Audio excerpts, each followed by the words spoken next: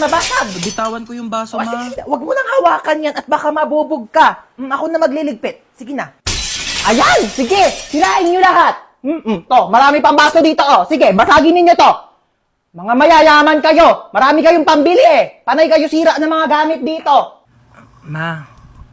Mama. Ano yun?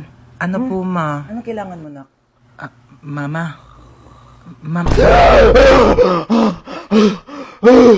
Diyos ko po. Ginulat mo naman ako. Ano ba yan?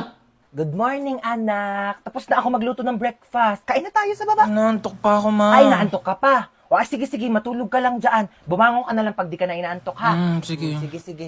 Ako na lang lahat ang Mama. kumikilo sa bahay na ito. Aga-aga. Hindi na mautusan. Sige, higa. Sige, cellphone. Sige, puyat. Sige, kain tulog. Akala mo mga anak mayaman. Aga-aga Akala ninyo pa may mga kasi. katulong kayo. Ano, hindi ka tatayo dyan? Naantok pa ako, Panghali ma. na.